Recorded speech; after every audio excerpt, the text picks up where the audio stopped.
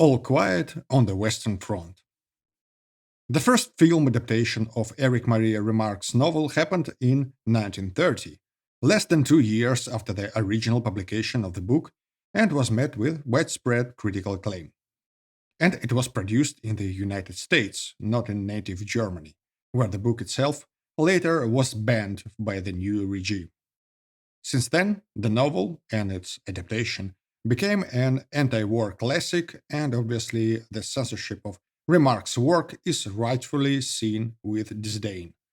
But actually, the decision was understandable. Yes, a war is horrible, but pacifism unfortunately works in weird ways. For example, it was widely used in the 20th century as an ideological weapon that helps to disrupt the mobilization efforts of the enemy and create a certain unrest within the society there. While frequently the ones who push this agenda from the other side have absolutely no intention of abstaining from the bloodshed themselves. All of this leads to an interesting conundrum when, yes, everyone must be really sober about what war is, but at the same time, pacifism, unfortunately, is not exactly sustainable and can easily turn you into a helpless prey. The Remarque's novel and this new adaptation, finally a German adaptation, obviously cannot provide you with a solution for this conundrum, but at least it successfully tries to save you from your illusions. The plot of All Quiet on the Western Front is quite different from the book. It is, in fact, a very loose adaptation of the material, but nevertheless a very good one. The film follows a German soldier named Paul who volunteers for the front in 1917, and all his experience is inspired by the actual experiences of Erich Maria Remarque. He didn't spend much time fighting because of the injury that required his transportation to the hospital. And when he recovered and was sent to the front again, it was fall of 1918, and the war was over quite soon. But yes, he has seen more than enough and shared it with everybody in his book.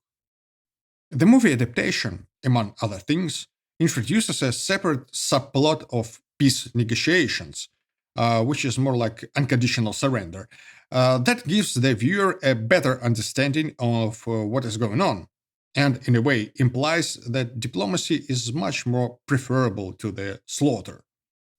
But the main value of both the book and the new adaptation is that All Quiet on the Western Front quite accurately and vividly depicts the reality of the large scale conflicts. One of the reasons why the First World War left such a huge impact on the whole generation of people who lived in the early 20th century is this visible transformation of the more or less familiar warfare into a new type of warfare, very mechanized and, let's put it this way, very impersonal. A soldier, generally speaking, no longer could make a serious difference on the battlefield in terms of his skills. He was an insignificant bug, and his survival was mostly a question of luck. The life expectancy of the soldier in these new types of conflicts was unbelievably small. If you came out of trenches and you're running in the open field with a gun, alongside hundreds, if not thousands, of fellow soldiers, you can do almost nothing and you can be killed at any given second. Obviously, if you somehow survive in the meat grinder, it's gonna leave you scarred for life.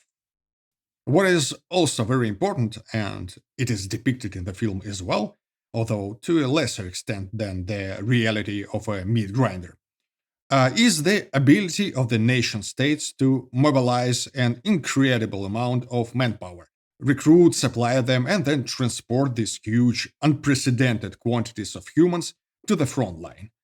The governments also finally had a technical ability to effectively use propaganda and lure volunteers to the front, operating with the concept of nation. The concept that previously was not very well known to the majority of population, but now it could be augmented with freshly created national mythology, and the message could be delivered through schools and media. And for the government, the ideas of national unity, very productive and quite benevolent, always took a backseat to brainwashing and, in the case of war, making the mobilization of troops much easier and cheaper. Many people just volunteer, which solves a lot of recruiting problems. It is a very different situation from, say, the early 19th century, when making some random peasant to volunteer seemed like an almost impossible task. The idea why he should leave his home and to fight with people he doesn't know against the people he doesn't know, well, the chances of death or injury are significant and the payoff is almost non existent, well, sounds like a bad deal. You need to install a new software in his brain so that he could understand that it is actually something good. And that's what we see in the film when the main character, Paul, first volunteers to the front because this is a right thing to do and you have all the chances to become a hero. And then he gets into the trenches and loses all of the illusions. The government never told him that the most probable and expected scenario for a recruit is getting killed in the first 30 seconds of the battle. And not really by the enemy you can see.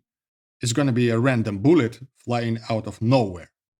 The First World War was not a meaningless conflict. It made a lot of sense for pretty much all of the major players, except for the Ottoman Empire, maybe, but nobody really asked their opinion. But it certainly, just like any other war, can be perceived as meaningless on a personal level. And the film shows how the people in charge find 100 new reasons why the prolongation of the agony is absolutely necessary, even when the war is already lost. And then butcher some more soldiers and civilians they don't care about. That's a very powerful image.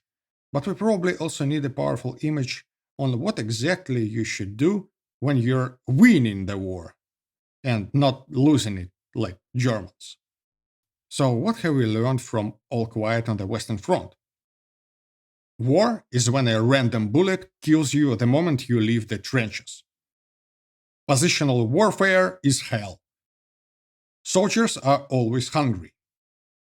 Stealing geese is a bad idea. Germans just can't win their wars. In the end, this is indeed one of the best films of 2022, and you absolutely should watch it. Just keep in mind that although the film is brilliantly paced and not boring at all, which happens with quote unquote important movies quite a lot, you have to be prepared for piles of corpses and scenes when people burn other people alive using flamethrowers.